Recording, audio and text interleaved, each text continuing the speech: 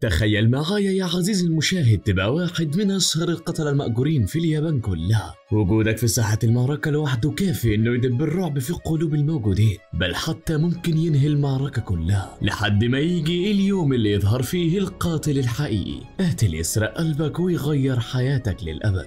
النهاردة قصتنا مش طبيعية ومليئة بالفكاهة والأكشن، وعشان كده قبل ما نبدأ ما تنسوش تصلوا على رسول الله عليه أفضل الصلاة والسلام، وتعالوا بينا نبدأ في سرد الحكاية. بتبدأ قصتنا بشخص بيخرج من بين الظلال، بيقول انه اخيرا لقى الشخص اللي بيدور عليه، وفي داخل محل بقاله صغير بنلاقي ساكاموتو المتقاعد، وفي طفل صغير بيكلمه. الطفل رسم هدف على زجاج المحل وقال له لو وصلت الهدف هتديني حاجة ببلاش. بتيجي مراته وتسأله ايه اللي بيحصل هنا، ومن غير تردد الواد بيجي ياخد مسافة عشان يضرب الهدف، لكن بيخطئه في النهاية. لكن مش بيستسلم وبيروح يجيب السهم بتاعه من تاني، واثناء ما هو بيوطي يجيب السهم بيخش احد الزباين المحل، وللاسف الولد وهو بيجيب السهم الشنطة بتاعته كانت فيها ازازة حبر، وقعت على بنطلون الزبون لحوسته له بالكامل. الراجل بيتنرفز على الولد جامد وبيمسكه من التيشيرت. مرات ساكاموتو خايفة ومش عارفة تتصرف ازاي، ولكن زادت تنبلة الواد الكوتشي بتاعه اتعرس بالحبر وداس بيها تاني على بنطلون الزبون. اوبا، الزبون لسه هيمد ايده على الواد، ولكن ساكاموتو بيتدخل وبيطعن القلم في عنق الراجل، ولكن بنكتشف ان ده اللي كان ناوي يعمله، ولكن بيبعد الولد عن الراجل بس. الولد بيبكي من الفرحة وبيشكر ساكاموتو على انقاذه، وفجأة بيظهر الشخص اللي كان بره المحل وبيمدحه على تفكيره في الحركة اللي كان هيقتل بيها الراجل. بيكمل كلامه وبيقول له مرة وقت طويل يا سيد ساكاموتو. بيتضح انه احد القتلة واسمه شين، وكان شغال معاه من زمان. ساكاموتو مش بيفكر كتير وبيفكر انه يضربه، ولكن مش بيعمل كده. شين بيعرف انه كان هيحاول يضربه، بيقول له بطل تفكر ازاي تقتل الناس طول الوقت. بياخدوا ترابيزه بره المحل وبيبداوا كلام. شين بيقول له انه مش مصدق انه ساب حياه القتل والاغتيال بتلك السهوله. بيصرخ فيه وبيقول له انه يرجع قاتل مره اخرى، انت مش شايف لغلوغك وصل لحد فين؟ بيرد عليه بيقول له انا خلاص الايام دي ولت ومش هرجع تاني ليها. بنعرف من شين ان ساكاموتو ما كانش قاتل عادي، ده كان ملقب بالقاتل الاسطوري، وما كانش في مجرم الا وبيهاب ساكاموتو. ساكاموتو مش مركز معاه اصلا وبياكل الاندومي. يا مزاجك يا معلمي. وعلى الجانب الاخر شين بيطلع سيجارته، ولكن ساكاموتو بسرعه خاطفه بيقطع طرف السيجاره. بيشاور لشين على يافطه مكتوب عليها ممنوع التدخين. شين مصدوم ازاي بجسمه ده ولسه بالرشاقه دي، هي دي رساله منه بيهددني بيها. فيما بعد بياتي ساعي البريد ويقول له انا عايز منك طلب. شين بيفكر ان ساكاموتو متنكر في هيئه مواطن عادي، ولكن لسه بيمارس عمله القديم ويا لها من سوء نيه. وبالفعل بتلاقي الراجل بيطلب منه فقط انه يوصل الشجره بتاعته، وفي دقايق معدوده بيكون مخلصها. بينطلق بعد كده وبيبدا برضه يساعد ناس تانيين. شين بيتعصب وبيقول انت بقيت بتاع كله ولا ايه؟ ولا صح، يمكن انت فعلا متقل التخفي بتاعك، بس بصراحة انت شكلك عبيط خالص ومش لاقي عليك الدور ده. ومن العدم الطفل بتاع السهم بيهدف على شين وبيجري من المكان بسرعة. بنشوف شين راجع لعربيته وبتجي له مكالمة من الرئيس بتاعه، بيرد عليه وبيقول له ها نجحت في اقناع ساكاموتو ولا لا؟ شين بيرد عليه وبيقول له لا، وقبل ما يكمل كلامه الرئيس بيقول له قتلته ولا لا؟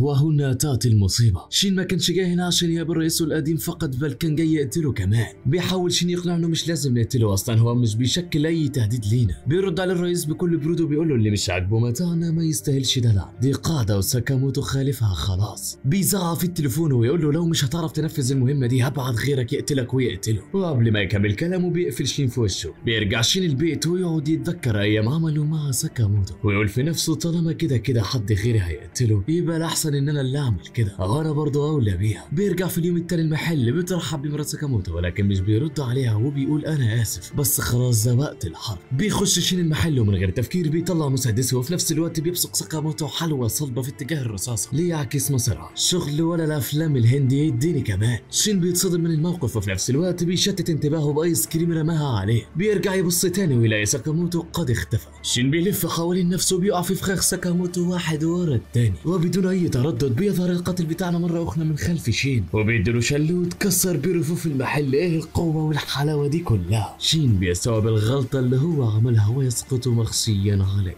بيصحى من النوم في اليوم التاني بيلاقي نفسه نايم على السرير معافى من كل جروحه. بتدخل عليه مرات ساكاموتو وبتقول له الحمد لله على السلامة، انت في الدور التاني بتاع المحل. بيتضح ان بيت ساكاموتو فوق المحل الخاص بيه، ريح دماغه من الاخر. بيقعد معاهم على العشاء وبيستغرب هو ازاي ده حصل. انا كنت ناوي اقتله، اكيد الاكل ده مسموم بس عادي كده كده متدرب على تحمل السموم. بياخد قطمه وكانت المفاجاه الاكل طلع حلو جدا لدرجه انه بيخليه يدمع. الراجل عايش طول الوقت على اكل المحلات، بقاله فتره ما اكلش لقمه حنينه زي عيلتي. بيستوعب اخيرا انه فعلا ساكاموتو ساب شغله فعلا عشان يكون لعيلته. فيما بعد بينزل هو وشين من البيت وبيشكره على الاكل، وساكاموتو بيقول له انه يجوا في اي وقت. والله قلبك ابيض يا حق ساكاموتو، حتى بعد ان اراد قتلك ما زلت ستسامحه. بنشوف بعدها شين اللي راح مكان العصابه وبيقابل الرئيس بتاعه والتي تبدو عليه علامات خيبه الامل. شين بيحاول يتكلم ولكن ده بيقطعه وبيقول له انا مش عايز اعذار. فجاه بينبطح شين على الارض وبيتوسل لرئيسه كي لا يقتل ساكاموتو. باقي العصابه بتسخر منه وبتلقبه بالجبان، وفي نفس الوقت بيسالوا الزعيم عن سبب دفاعه عن ساكاموتو. بيرد عليه شين ويقول له انه خلاص الراجل بقى عنده عيله يرجع لها، ولكن ده لا حياه لمن تنادي. الرئيس بيرد عليه وبيقول له ان ساكاموتو خرق قواعد العالم بتاعنا وعشان كده لازم يموت. بيرفع شين المسدس على راسه وبيقول انا هموت مكانه لو الامر اضطر لكده. يا لها من شهامه حقا يا شين. بيوافق الرئيس على كلامه، ولكن في نفسه كان الخبث بعينه، هو مش فارق معاه شين يموت او لا، كده كده هيقتل ساكاموتو. ولكن بيتضح ان شين بيقرا الافكار وعرف خطه رئيسه الخبيثه، وتبدا المعركه بين شين وباقي افراد العصابه. وعلى الجانب الاخر بنلاقي ساكاموتو قاعد في المحل بتاعه، وواضح انه زرع جهاز تنصت في شين وسمع صوت ضرب النار اللي شغال على طول. بيروح يفعل كود غريب في الصرافه بتاعته، وهنا كانت الصدمه. رفوف المحل كلها بدات تتحول رفوف مدججه بجميع انواع الاسلحه. الراجل مخبي كل حاجه لوقت العوزه، ومع ذلك بيقرر انه ما ياخدش غير مسدس صاعق صغير. بنرجع تاني لشين وهو بيتفادى طلقات العصابه. بيظهر اعضاء العصابه قدامه ولكن بيخلص عليهم بكل مهاره. في النهايه هو احد تلاميذ ساكاموتو، مش هيسمح انه يتصاب بالسهوله دي ومش هيهرب من غير قتال، ولكن برضه في نفس الوقت بدا يتعب من شده القتال والهروب. وفجاه بيتدخل الزعيم وبيقول ان شين عراف، ومعناه انه يقدر يقرا افكارك بشرط انك تكون قريب منه.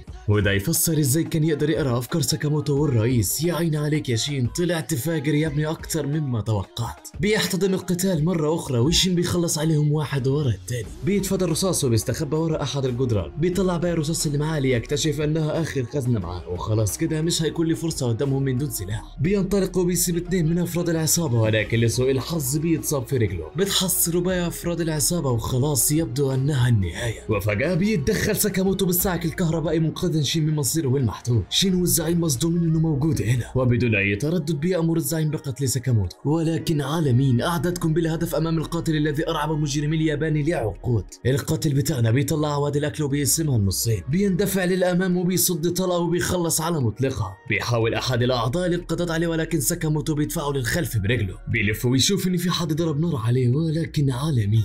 ساكاموتو بيطيره بعيد عنه. الراجل ده اقوى من ناس اعرفها في الجيم بقالهم سنين، وهو بلغلوغه ده عمل كل الكلام ده. يا بخت مراتك بيك يا عم. نرجع تاني لعمنا ساكاموتو ونشوفه جاي بالحبل من فوق العصابه، بيلفهم بيه ويرميهم زي الزباله في القمام. بياخد باله من شخص موجه عليه سلاحه فبيندفع عليه ويكسر في ايده، وبيديله بوكس هديه كمان. يعجبني كرمك يا ساكاموتو والله. بيتفادى كمان هجوم جاي من ظهره، ولا يتبقى سوى الزعيم وفردين من العصابه. الزعيم بيقول لهم اياكم تقتلوا لوحدكم، فبيرفعوا هم الثلاثه عليه السلاح، ولكن ده لا يعني شيئا لساكاموتو. بيطلع سكاكينه وبينطلق عليهم. بيتفادى الرصاص وبيقطع مسدسات الاعضاء، وبالسكين التاني بيلف ويقطعهم زي الزبده. شين واقف كل ده ومصدوم من تحركاته، على طول بيساله انت ازاي عرفت ان انا هنا؟ وبالفعل بيتضح انه كان مخبي جهاز تنصت في مسدس شين بعد ما اداله العلقه اللي في المحل. بيكمل شين كلامه وبيقول له خلاص انا هسافر برا المدينه، وقبل ما يخلص بيرمي عليه ساكاموتو رداء المحل ومكتوب عليه اسم شين. ساكاموتو بيقول له لو اشتغلت معايا هديك 800 ين في الساعه، ولو عملت شغل زياده هروق عليك اكتر. شين اتصدم من اللي قاله، وبالفعل في اليوم التالي بنشوف شين لابس زي العمل وواقف في المحل مع ساكاموتو. بتدخل مرات ساكاموتو وبتشوف شين واقف على الكاشير، بتقول له زي العمل لايق عليك. بيلاحظ شين سيدة عجوز مش لاقيه الحاجه اللي بتدور عليها، بيقرا افكارها وبيجيبها لها، بيديها لها وتشكره وبيرجع يكمل شغله. فاكرين بقى الطفل اللي كان في اول الحلقه اهو طلع بيجي كل يوم المحل ده عشان يلعب معاه. بيقول لشين انه يلعب معاه، شين بيرد عليه وبيقول له انه مش فاضي دلوقتي عشان شغال. الطفل بيساله هو الشغل ده ممتع ولا لا؟ شين بيرد ويقول له انا مش عارف بس الاكيد انه احسن من شغلي القديم. الطفل في كل براءه بيساله هو ايه شغلك القديم، وقبل ما يجاوب بيحذره ساكاموتو انه لو قال له هيخلص عليه. شين بيترك الامر وبيقول له كان عامل نظافه. ويا ترى ساكاموتو وشين هيعملوا ايه، وهل ساكاموتو هيرجع تاني لمهنه الاغتيال؟ اهو ده اللي هنعرفه في الاحداث اللي جايه. فما تنسوش الصلاه على رسول الله، اللهم صل وسلم وبارك على سيدنا محمد وعلى اله وصحبه اجمعين. وما تنسوش تتابعوا خدها في فلسطين بنصر قريب، ورزعنا باللايك الرهيب، ومع السلامه.